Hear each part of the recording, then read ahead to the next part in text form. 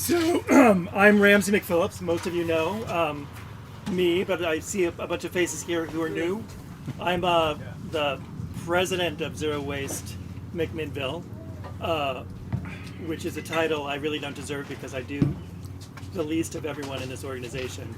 For those of you who are new to the organization, Zero Waste McMinnville was created about 18 months ago out of a need in McMinnville for something positive to happen with our solid waste conflict with the landfill. So Zero Waste was created to be the future to start planning on what we need to do with our waste as a community. And we don't deal with the conflict of Riverbend landfill whatsoever. It's just looking forward into what happens when we don't have a landfill, whether it's tomorrow or in 20 years. So we took the Zero Waste mantra because we felt that that was a universal ideology that the city could embrace. And simply Zero Waste is, by definition, universally thought to be when a community or an organization or a person diverts at least 90% of what they normally would send away or destroy or not use or burn. So that's a 90% diversion rate. Currently, McMinnville is diverting close to 50%, we understand, of its waste, meaning that it's either being recycled or reused or repurposed or in some degree composted. The rest of it then, of course, goes on to the landfill. So in terms of Oregon diversion rates, that's pretty good. Oregon has a mandate that municipalities and cities and counties are supposed to get their diversion rate up to 50%. There's no penalty if they don't, but it's something that is a benchmark which is being rekindled, which we can discuss a little bit later about these benchmarks which are being furthered to make it less that we throw away and don't use. But McMinnville is sort of in the middle of the road. Portland, Eugene, some of the more progressive cities are ahead of us in terms of the amount of recycling and composting that they do. But we are very fortunate to have a really wonderful company in our midst, Recology. We have a representative here, we'll get to introductions here in a second, that is dedicated to truly reusing, recycling, and repurposing anything that their clients wish to do in the bounds of making money. Because after all, solid waste is about business and money, as well as it is about doing the right thing and preserving our resources in the earth. So that's sort of the overview of who we are and what's generically the ideas around zero waste. But the reason that I've started this compost palooza in a very soft landing first time approach at a picnic is to begin the discussion of what our community should do to reach that diversion rate, including compost, in the next 10 years, which is Zero Waste McMinnville's goal, to have a zero waste community in the year 2024. So a large component of that diversion needs to be food waste, green waste, and contaminated paper, things that are carbon-based that could go back into the earth and form a basis to re-nourish our resources, plants, and our soils. Obviously, McMinnville is in the heart of agricultural Oregon. So the fact that all of our organic waste, food waste, is not being used in the agricultural sector is a waste. And so one of the things I want to discuss is how we can ratchet those together a little bit better using the urban concentration of food and putting it into the farm use environment. So I'd like to introduce or have the panel introduce themselves, starting with Duncan. Why don't you tell us who you are and what your life is like as a composter? Sure. Life as a composter. I don't have a name tag on, but my name is Duncan Reed, and I am the sustainability coordinator at Linfield College, and that's a position I've held for the last 2.5 years. I'm the first of my name in that position. So life as a composter, I think I've had many different kind of levels of relationships with composting. In terms of I have a personal relationship with it, where in my life I compost all food scraps and things like that. I live outside of town on a 120-acre farm property, so we just use it on our property. But I have lived in a more, I guess we could say, urban setting in McMinnville. It's not, I mean, it's urban for McMinnville, but with a group of folks on Davis Street, and we also had kind of a compost system there. So, I've had the city life composting. But I also run composting program at the college for Linfield, and that has many different iterations. It has different, well, there's different facets to it, I should say, because we have a dining hall on campus, and we actually send all of our pre and post consumer food scraps to a pig farm. So instead of composting it, it gets turned into food, which I think is a great use for waste.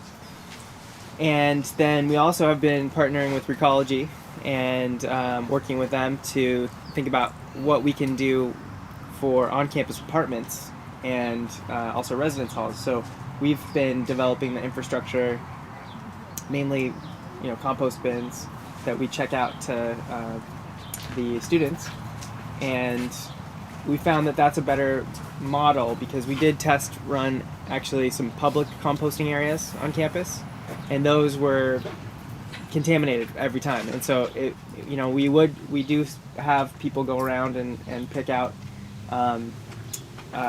trash from the drop sites on campus. Yeah, anything that isn't compostable, but that was just was turning into trash. So we decided, let's take a different approach, and we'll put buckets in the hands of students. We'll make it personal. We'll make it voluntary at this point. And we're hoping to then do a pilot project in the fall, where we start with one of the on-campus apartment complexes, and we have compost bins already installed in those apartments, and the RA will be in on it, and we'll just see how that works. Hopefully gradually moving to, the compost bin is just, part of what you get when you get an apartment at Linfield. So we started with the voluntary program. That seems to be going well, and hopefully moving to a program where everybody will have them. So I'd be happy to talk about any of those things in more detail, but we can move on. Yeah, so my name's Clay Wesson. I am a consultant out at Brooks Wine, doing a little bit of work in Amity. I also work for the Soil and Water Conservation District up at Miller Woods, which we'll know a lot of people from that. We do some composting up there at the nursery, kind of a more static pile system. But out at the winery, it's presenting with a lot of great new opportunities that we're really looking at a lot of our energy flow there.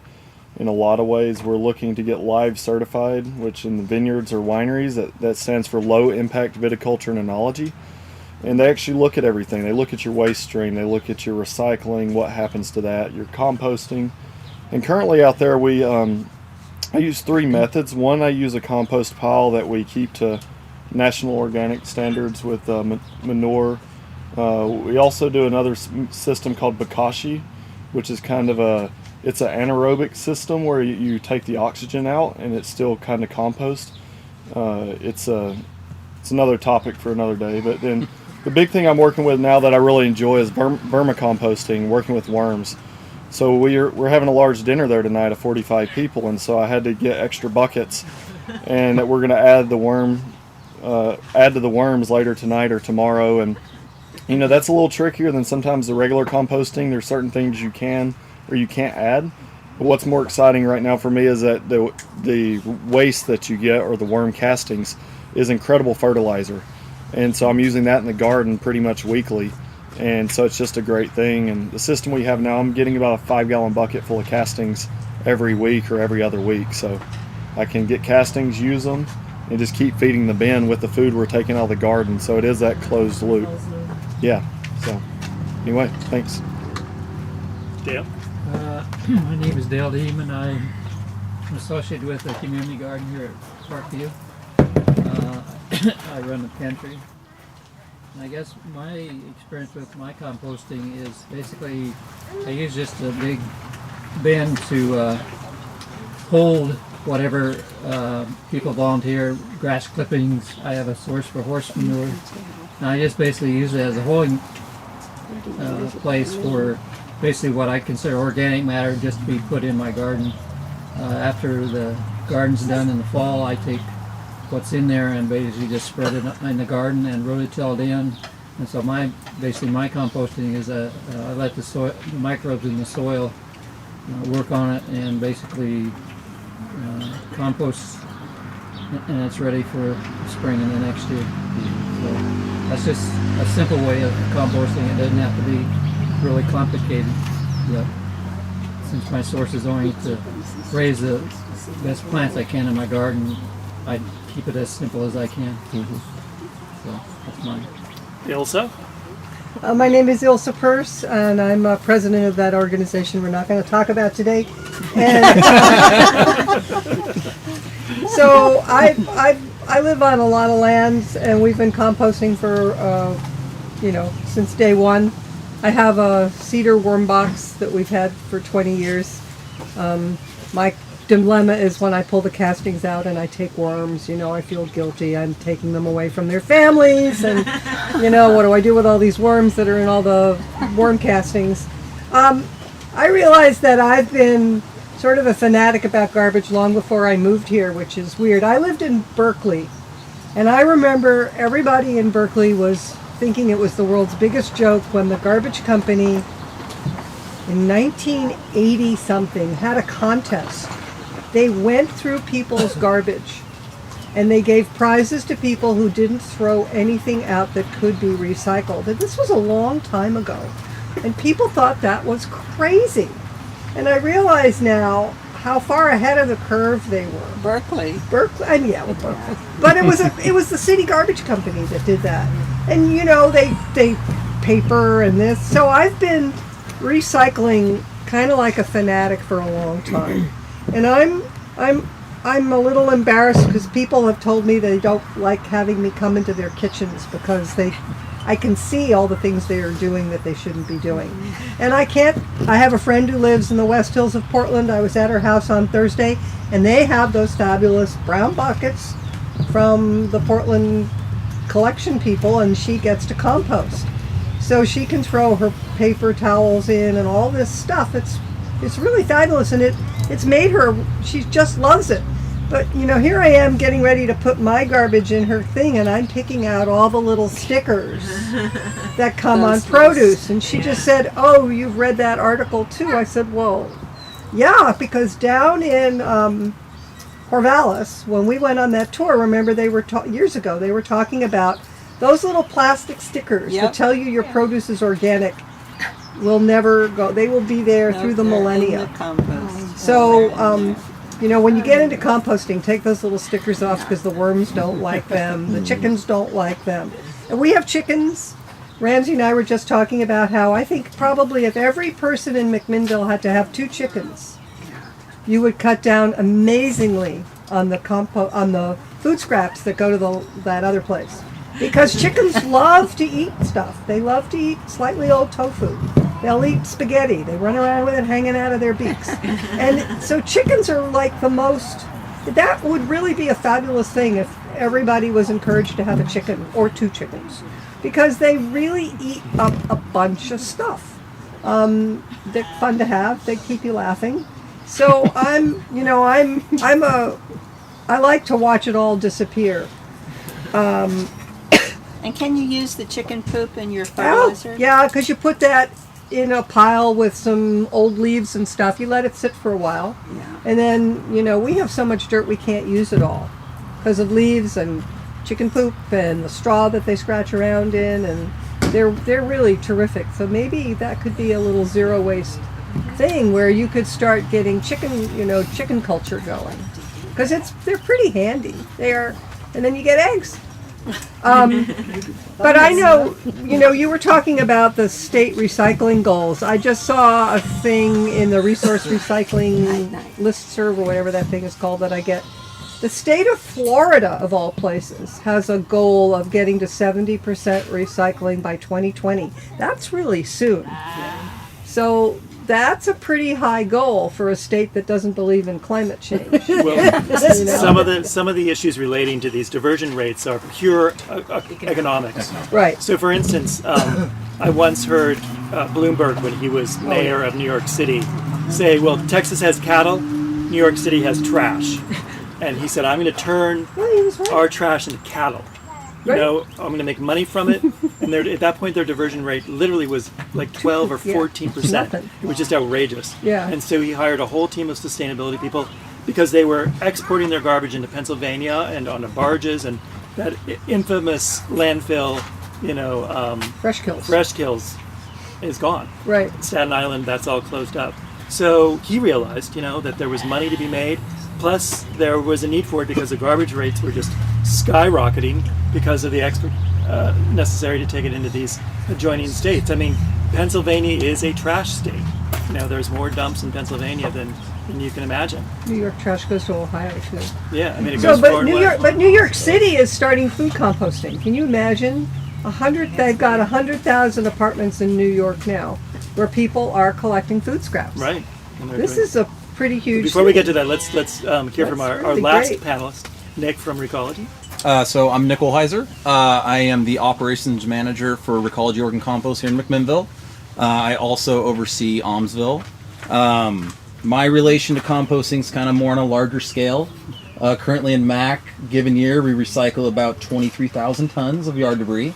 That's everything from the green pile to we take a lot of the grape hummus from the local vineyards. We take all the leaves from the city cleanup that they do for free.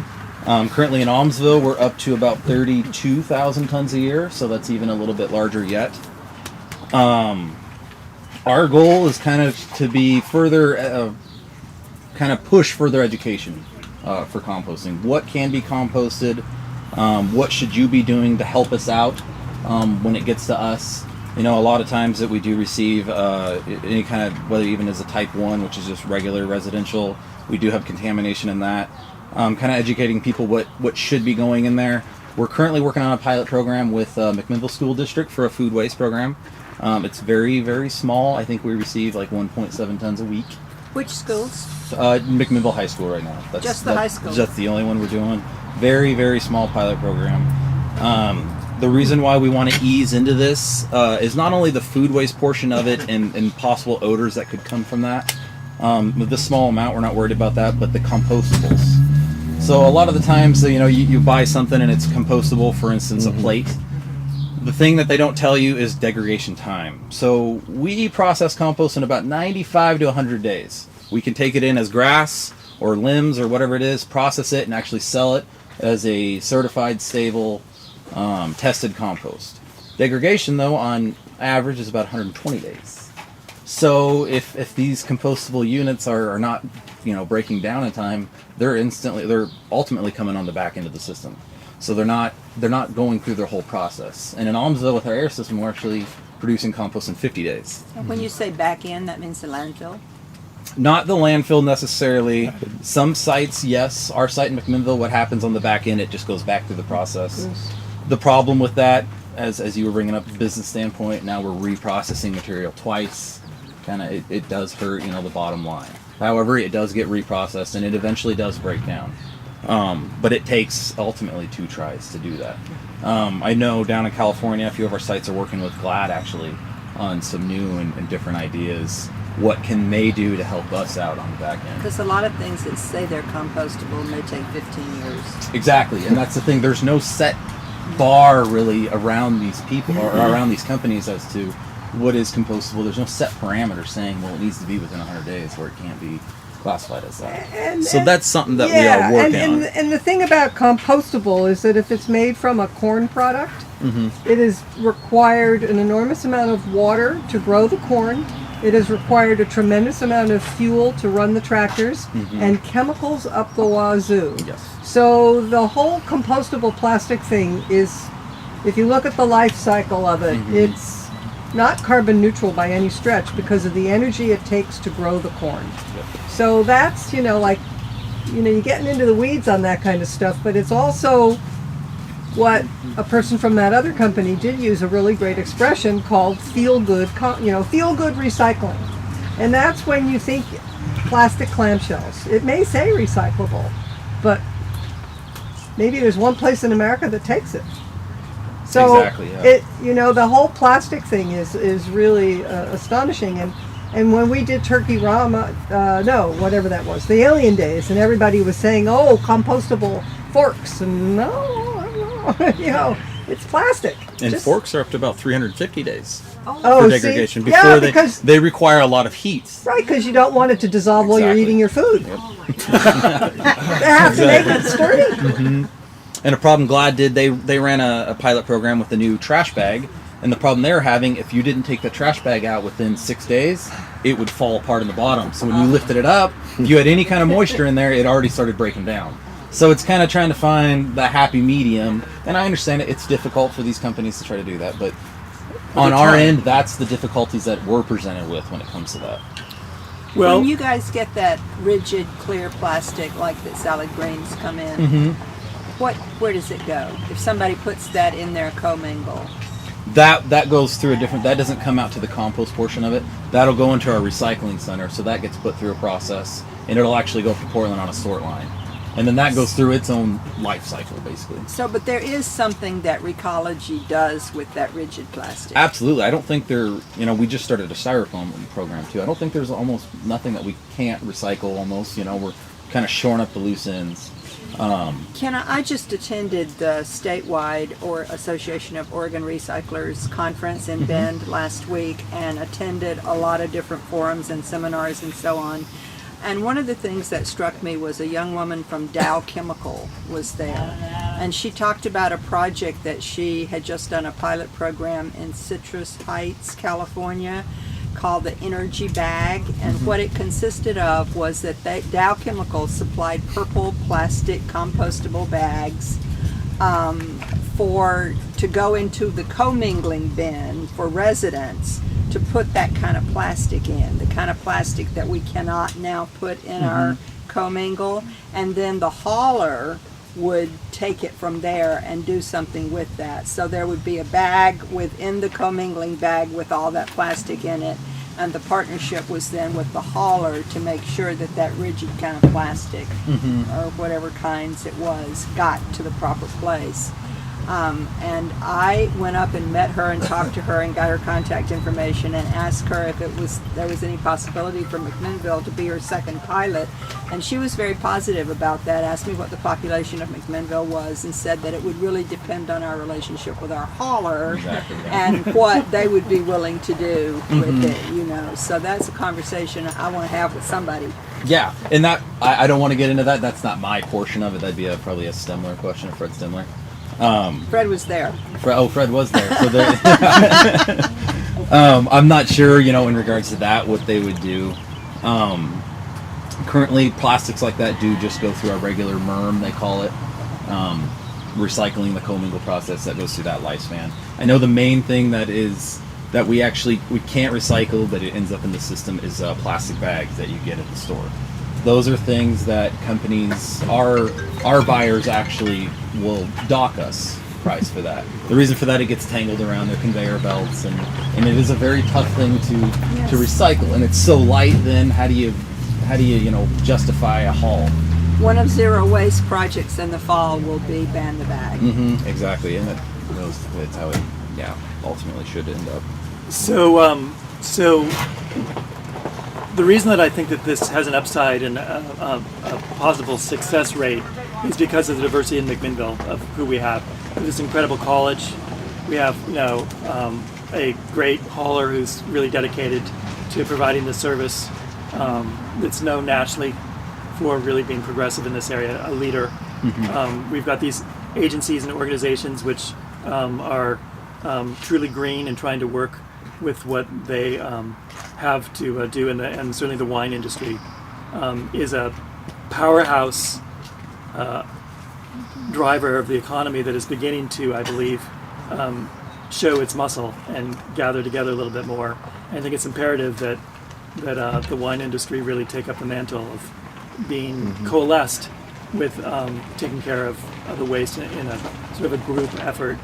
And then we have advocacy groups who are in the community who have been fighting these battles to do the right thing with our resources, and have brought themselves up to speed and are really quite educated on what there is going on in the rest of the country and what the potential is for us to do. And then there's people like Dale and myself who are actually out there. I'm a farmer, and Dale's been doing this garden now. For how long have you been here at the community garden, Dale? It's 1998. Yeah. So you learn by doing. Yep. Right. So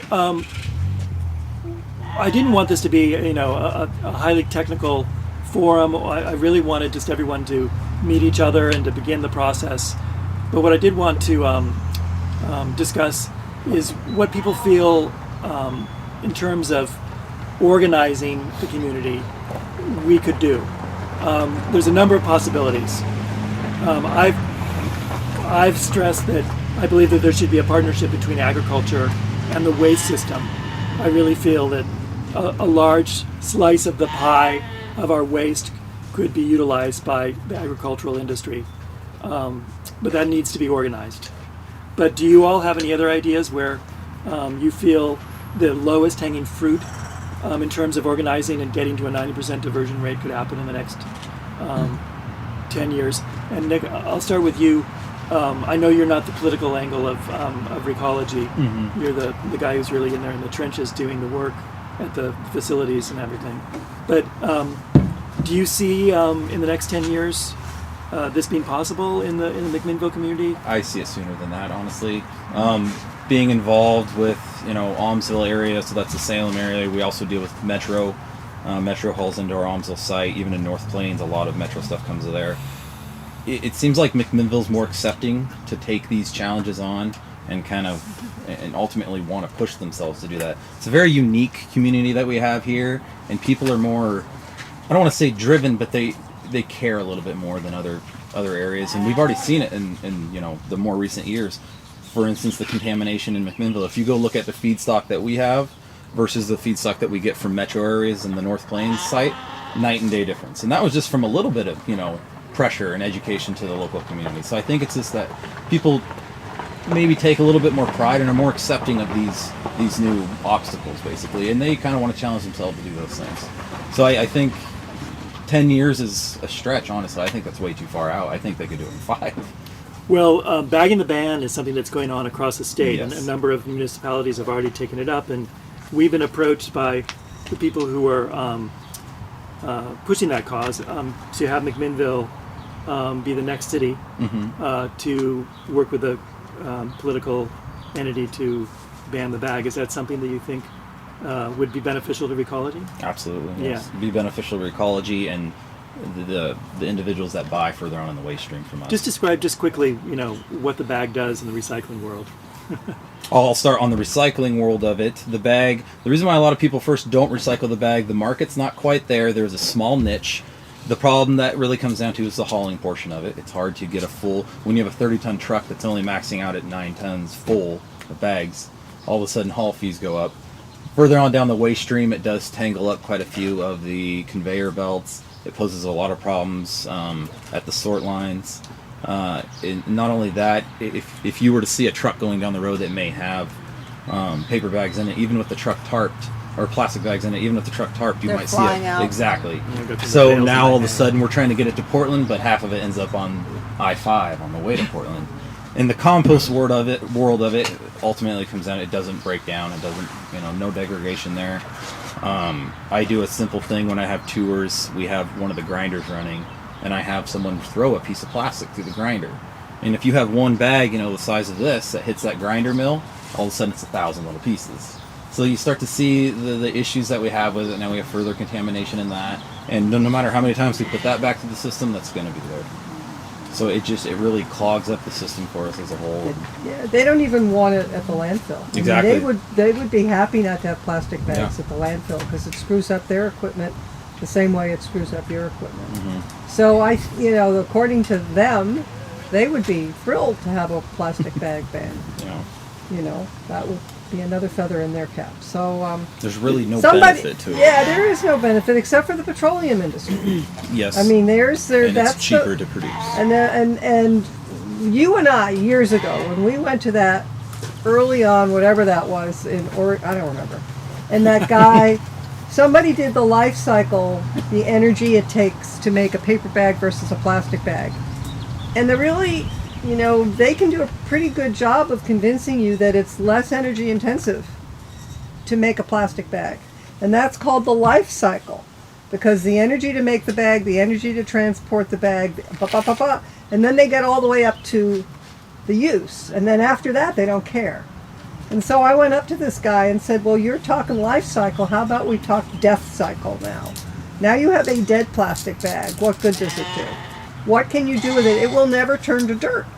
You know, you can take a brown bag and it'll become dirt one day. I mean, a dog food, you know, a paper chicken feed bag will become dirt one day. So the plastic bag thing is all about the petroleum industry. I mean, Matt Stern and I had an incredibly long talk about this last year. And he said the petroleum industry absolutely rules the wheel, in case you didn't realize that. they make a lot of things happen in this country. And they have been fighting for plastic bags as long as they've been around. And they would love the whole world to be in plastic. So, but if citizens went to the city council of McMinnville and said, how about you start thinking about no plastic bags in this town, or no plastic water bottles, that would be dicier. But there are towns that are doing that. Well, that's something that Zero Waste, after we finish this summer of our festival cycle, is really going to be working, and we could really encourage you to help Zero Waste McMinnville in that goal to go in front of the city council. We've been approached by, you know, ex-mayors and people from the Chamber of Commerce, and certainly if the hauler is on board and there's this statewide push to bag the ban, that McMinnville would be Ban the the next bag. ban the bag We would be the next Bag the would be bag. the next leaf on the tree to fall. So Chris. Yeah, I have a question. I want to ask Clay, because we're here about composting, is you're working in the wine industry. Are other agriculture enterprises doing what you're doing out at Brooks? I would say, yeah, I'd say that there's a big part. You know, we're speaking of the great pumice. I think a lot does make it to recology. What we look to in that instance is, I mean, comes back to hauling. You know, you were speaking about what's the feasibility of this. I mean, we're looking. I do work for the Soil and Water District, so we're looking countywide. But how feasible is it for us to haul stuff from Amity to a composting facility in McMinnville when we could maybe set something up there? I look at it to be, you know, if we're really wanting to take this larger, that there needs to be maybe a couple regional centers, or, you know, we need to make it more convenient, you know, where you're not, you know, they don't have any pickup out there that hauls it anywhere convenient. So that's something to look at. I see those industries though being the drivers, in that, you know, marketing is a big point. You know, the stories are a big point, especially in the wine industry, and being able to show that you do care, you know, about these systems, and the way that you can kind of keep the waste stream kind of simplified. I'd say there's a lot of folks that are trying, but there's not probably as a lot of education. That's why I feel like this is an important day, having these kind of roundtable discussions, because I try to bring those together with some wineries, but, you know, a lot of folks are busy working. They don't have time to sit and share trade secrets. So, Well, that's what Zero Waste McMinnville hopes to do, is to organize and educate. We're lax to actually do the work for people. You know, it's great that we're out there with rubber gloves picking through the garbage at the events, but we are trying to, you know, educate people while we're doing it, and hope that, you know, there'll be less of us need of us doing that. But one of the wonderful things I think Linfield is doing is that they found a pig farmer, and there's almost an adoptive system. You know, the hospital could find a farmer, and all of their waste could go to the hospital, you know. So a restaurant owner once told me, because I tried not to lecture, but I said, so why don't you just take all your food scraps and give it to such and such, you know, this fabulous pig outfit on Warden Hill Road. And he said because he had heard that if you are selling your meat commercially, if you are butchering pigs, you cannot feed those animals because of some stupid health regulation.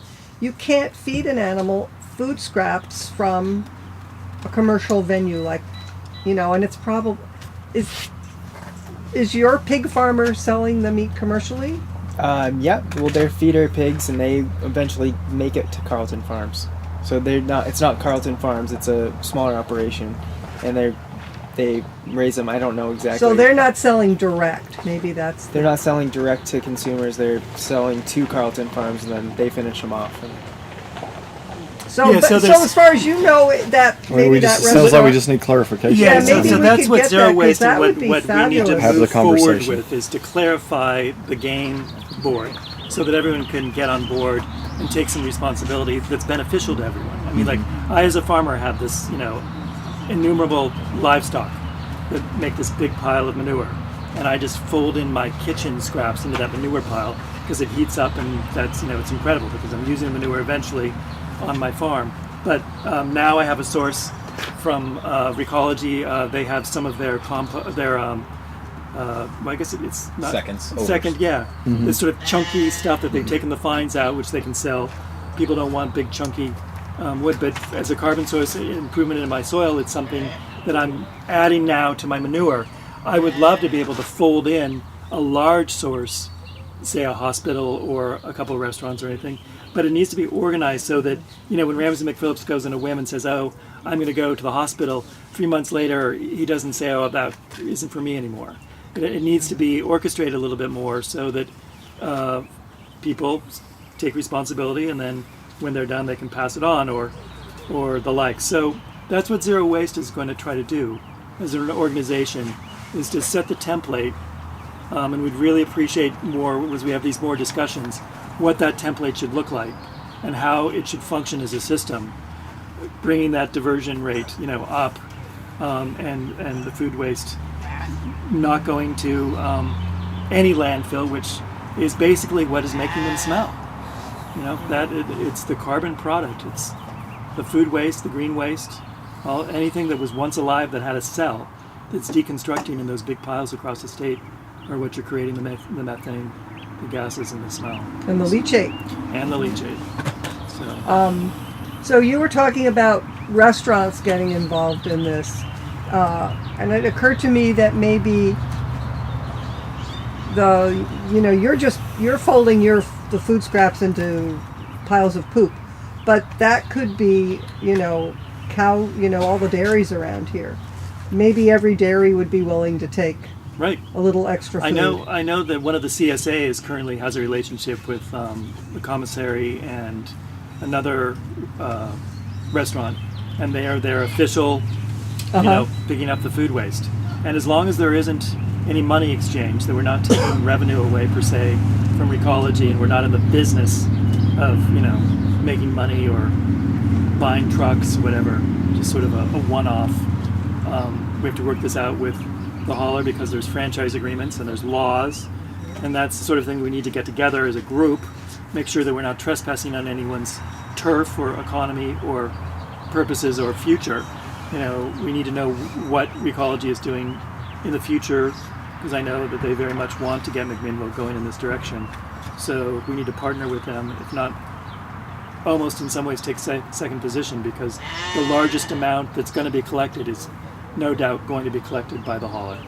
And so we need to find out what that is, and then take the things that are falling off the truck and deal with it as well. Almsville takes food scraps? Yes, Almsville can take residential as well as commercial food. And is that outside composting? It's in a windrows, and it's not like... It's outside composting. It's on a negative air system. So essentially what happens is you build your compost on a series of pipes, and that pipes, they go through fans, so they suck through the compost rows and push all that air through biofilters that we make out of either wood stumps, or we bring in like a fir shaving walk-on bark, and that eliminates odor. So were you here when it all blew up in North Plains?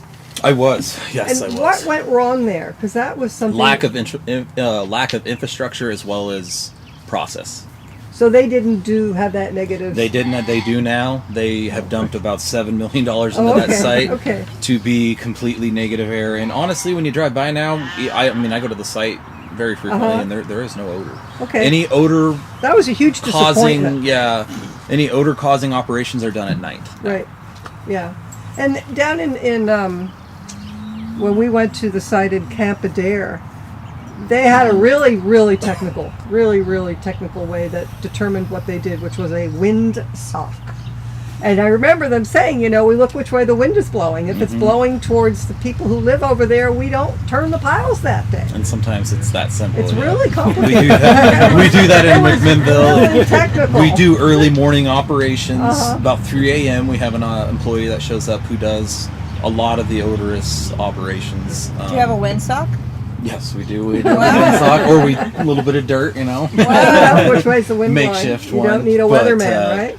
Where, know where which the way the site's wind blows. positioned, we do get lucky. 90% of the time the wind is blowing kind of back towards the steel mill area, back in that industrial portion of the city. But yeah, sometimes it comes down to something like that. So are you familiar? I'm really obsessed with this place in Junction City. If anybody's drives down 99W and there's this mysterious white building, and they had a grant, and it's a whole enclosed composting facility. That was pretty cool. And they're making biogas. I mean, it's a whole cat-rat farm, and they make dirt, and there's a big dirt factory next door.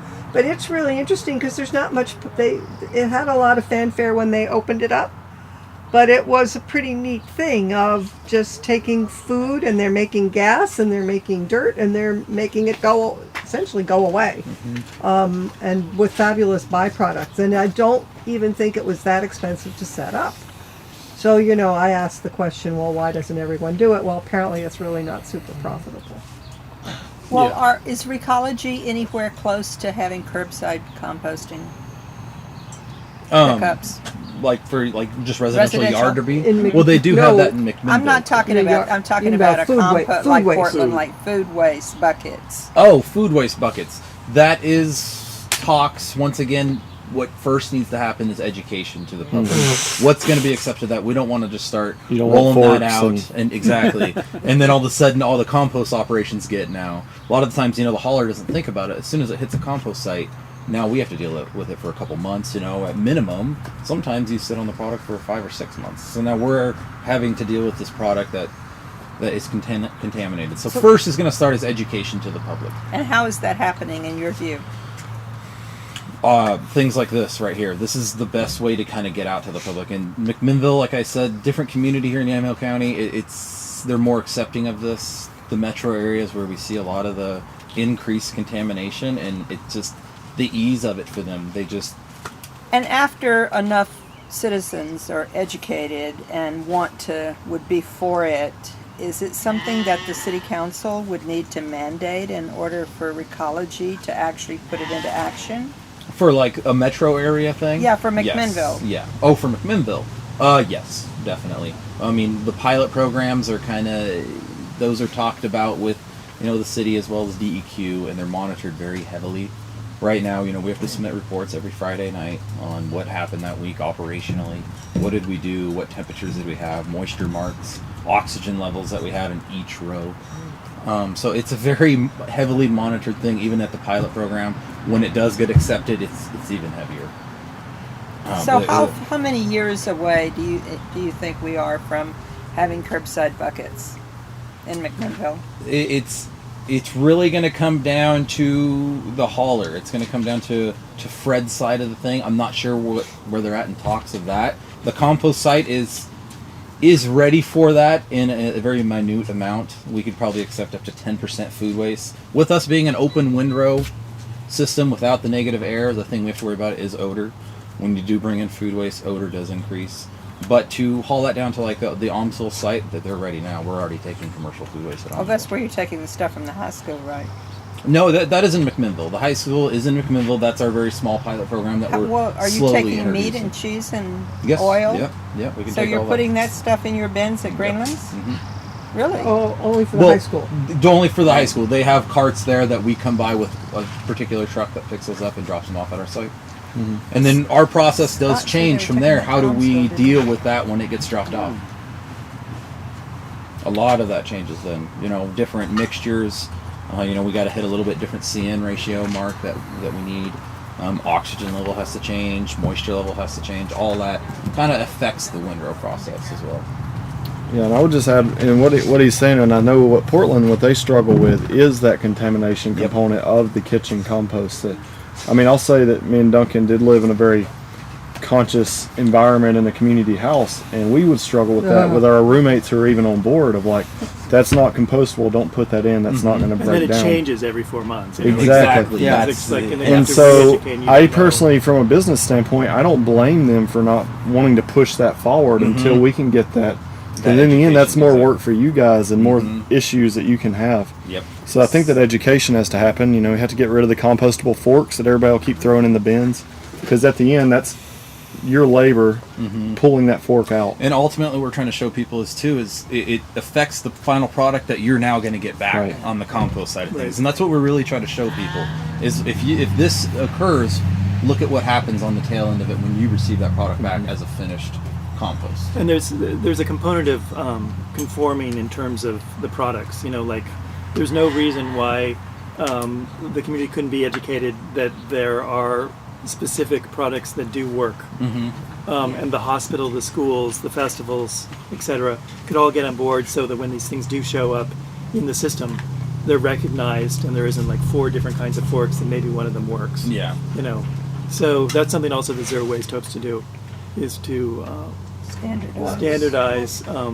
through the community as There- best we can. There was a restaurant I went into in Eugene, and then it was a food stall kind of place, and then there was a restaurant up in on Granville Island in the fabulous farmers market outside Vancouver, in Vancouver, and they had plates and forks, metal forks, and when you got your lunch to go sit at a picnic table or sit at a table nearby, you paid a deposit on your fork and your plate, and then when you finished your meal, you got your money back, because they didn't want any plastic. And Doesn't Linfield do that to some it's degree? fabulous. Yes. We have a Describe what program you like do. Like That is so great. Sure. Yeah. So we've got a program. We call it the Preserveware program because that's what the company that we purchased the plates from. They're called Preserve, and they use a product that's 100% recycled content plastic. It's reusable plate. We have plates, cups, bowls, and flatware. We also have now cake plates because people requested them, so we went ahead and got some because a lot of people eat cake, I guess. So we started this program about a year ago, year and a half ago, just kind of soft launch, and now it's fully up to speed. We've got over 800 sets of each, and we can pretty much take care of any event. And basically, people request the service. They just say, we'd like to use X, Y, and Z. We have a little form you fill out, and they come. So what kind of and events pick are it you up. talking about? These are office parties, hall events, dinners Within the that are Linfield community. within the Linfield community, right? And the dining hall, they have their own china, basically, Right. that they don't like to. That's not available for Yeah. use for those kinds of events because of breaking. How many people attend the Pinot Noir Festival? I'm not sure actually. I think it's maybe like maybe about 1,200. Yeah, it's Is that- huge. Oh, wow. Lots of people. We're going to be doing that event it's for about 4 days. 1,200. We're doing Excellent. food prep for the first 2 days and then the full-on festival the Saturday or the Friday and Saturday, I guess it is, or Saturday and Sunday. But so your plastic dishes wouldn't be available for that. Wouldn't be enough. Their meals are not plasticware. No, So yeah, you wouldn't be. when They already have their reusable their stuff meals, that they're everything using. is regular. It's Yeah. the chefs who come in with a lot of Yep. disposable stuff. They taste something. There's a great restaurant in Portland where you can watch the chefs, and I will never go back to that restaurant because they take a taste in a plastic spoon and throw it in the garbage can. And I thought, well, why would I want to eat someplace where they throw out 1,000 spoons a day? Yeah. But it's the chefs. But the meals themselves won't have disposable Right, stuff. and that's what I So- talked to the organizers So- of IPNC, and Yeah. they are interested in that. And if you're, I They're don't know if doing you're it. working with them, they haven't contacted me since then. I consulted with them and said, "Here's some options," and I haven't heard anything from them. So, Well, we'll but get together. We're Yeah. meeting with them, and we can. they were saying that the crew has meals that the crew has, and they don't. They use disposables for the crew meals. Right. And so that was something that we were talking about using the preserveware for. And You that's and what I- we're talking about, is we're trying to coordinate all of this Yeah. into a We have central- it. It's just in storage. Exactly. They can use Here's it. a resource, They just need Fabulous. to new organization, and an event terrific. that is That'd be wonderful, 'cause non-waste their down the chefs freeway. need Yeah, and if they've got us coming to make it a zero waste event, They're they gonna should follow- be on board. You're going to have with to follow the everything. rules. Exactly. You put Trisha's Tell 'em, lay down the absolutely. line. So, Duncan, you and I once talked about, I sent you an article once where colleges were competing to have zero waste sporting events. Yep. Has anybody, are you trying that at Linfield, where you have sporting events where the goal is to not throw out everything? Not in that context. I mean, we have been offering recycling and composting at football games. Yeah. But not like in that spirit of competition. It hasn't been, that hasn't been our angle yet. We've just basically been showing up to see what the conditions are before we, know what we're getting ourselves into. And there's been talk about maybe doing competitions with Willamette and Lewis and Clark and that kind of thing. That'd but be great. But there's maybe some energy there, but we haven't done anything. I know like that, professional sports teams are competing about having as little waste as possible Yeah. after Yeah. a basketball game or something. Well, that's our hour of the panel summit compost. Oh, good. Really quick. A final question. Okay, I lived in the Seattle area. I sat here so you wouldn't do that. Thanks, Dave. So in the Seattle area, I lived up there for quite a while. I'm an old woman, but I had to live there for a while. And they have had our yard waste where you can put the food scraps in for a long time. Why is it easier there than it is in Portland and so forth? Well, that's ultimately It's what about- it's going to shift towards. It'll be one cart. You put anywhere Right. from food waste So to why green is it waste taking in so long? there. That's my question. Just permitting issues, Money? permitting issues, and things like You that. can't make Politics. enough money? Yeah, that's what I'm Politics is a saying. They huge can't thing make as enough well. money. Yeah, it's So- that Before kind we of go in that control. direction, Thank you. Yeah, right. down that line, I just- politics. And the next question is I don't live in McMinnville. I live in a little teeny town away from here. But my garbage goes to your place. So will we have the same advantages when McMinnville gets theirs? Like as in a bin for yard waste and food scraps? What city are you? Willamina. Well, then yes, Thank you. and that might be maybe a year out on that, similar to like the commingling. A year out As from well. McMinnville or a year? You're out past once McMinnville, introduces this new thing. It might be one more year, then they'll start doing all the rural counties. Gotcha. A lot of that comes down to trucks as well. I'm When getting we introduce pretty more old. of this, when we introduce this, yeah. I'd like to say one Yep. last thing. One thing that we've done that I think is really helpful is waste audits, and I know that you have, Zero Waste has been talking about that. Maybe you've done a few yourselves. I don't. We're gearing up. Gearing up. Yep. Starting in the fall. We've received some good grant money, so we're just beginning to get. Yeah, we can talk about getting students involved with that. But that's something that's been really beneficial for us to just see what is in our trash. And so for us, it's obvious. You can think about the campus community, the residence halls. They're not. Food waste is about 5% of what they're throwing away because they're eating at the dining hall, right? So what we're finding is that in the residence halls we're focusing on something a little different than we're focusing on in the on-campus apartments than we're focusing on in the academic building. So we're tailoring our program. We're trying to learn from our trash and focus on the biggest areas that we're seeing show up. And right now at Linfield, about half of the stuff that we're finding in our trash could have been recycled or composted in our normal systems, right? So that means that we have a lot of room just without any kind of infrastructure or any changes in purchasing habits. Mhm. That's education that we need to be doing. So that's kind of telling us that where we need to focus our energies. But above and beyond that, we have added miscellaneous recycling station one, and we're going to hopefully add another one next year on campus where people can recycle some things that can't be recycled in the commingled system, and then we'll be taking it. So we're adding avenues to hopefully reduce that. Mhm.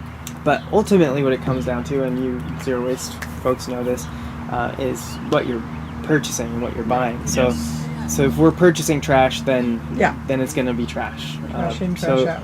So that's kind of where we're focusing, and we're with our own, not the students per se, because it's really hard. I mean, we can do some education there, but we don't have control over what they purchase. But I'm working with the college to come up with some purchasing policies around like a sustainable procurement policy that says, we're going to look at these criteria when we're purchasing these things for the college, and so that's an angle that we're working towards implementing on the Linfield campus. And even further upstream, we need to stop manufacturers from manufacturing waste. And that's the Right, that's and the part of the way that we Not do that is support by it. giving them feedback by not purchasing. Yeah, we won't buy it, the so don't things. make it. Yeah. So has Linfield done are they tracking their costs for garbage disposal since Yes. and it's going down? Yeah, I wouldn't say significantly, but small percentages. Yeah, we're not talking like 50%. Since I started. You'll get there. But yeah, I mean, yeah, we are tracking that. That's great. All right. Well, thank you very much, all of you, Thanks, for coming. Ramsey. To, to lastly, talk about this was the garbage. first annual Compost Palooza. It won't be the last. So next year there'll be 4 lambs instead of 2 lambs, and better food. And we need to think of something to begin to invigorate the community, not just the stakeholders here who are preaching a little bit to the compost heap. I just think a lot will happen in the schools. I mean, it's like we've got all these antiquated federal mandates that say schools can't have gardens. For God's sakes, I mean, that is like the most ridiculous thing. Schools can't have gardens. I mean, what better way to teach the children about recycling and composting and gardening and food and the whole cycle? So if NASCAR is trying to have less of a footprint, probably McMinnville can. On NPR yesterday, they did a whole thing about NASCAR going towards green, and they were being honest. They said, okay, listen, our business is racing cars, obviously. We have a carbon problem. But they're trying to educate the bit people helps. who come to the events about things that a lot of the NASCAR aficionados may not know about. Right. And it was kind of interesting. It was interesting listening to what they're willing to try to do. So that was pretty impressive in its own way. So, lastly, I've brought buckets of fine, aged, lovely smelling McMinnville manure. Sheep, goat, organic hay, and a little chicken mixed in. So you're all welcome to take With a a bucket. chocolate aftertaste and a hint of cherry. Right, exactly. Hazelnuts. Flavor forward. Hazelnut. Is it flavor You're welcome to forward? take them. They're out by your car, so please take On the some. way to Take your some car, manure. take a bucket. Take a You want the bucket. buckets back? Compliments of Thank you. Zero Waste McMinnville and want the McPhillips buckets Farms. back? No, the buckets. Please use them again. Oh my They say gosh. Compost Palooza on them, so you can bring them back next year and maybe I'll fill them up with something again. Awesome. So thank you very much, everyone. Thanks, Yeah, thank you. Ramsey. Clay, where are you from?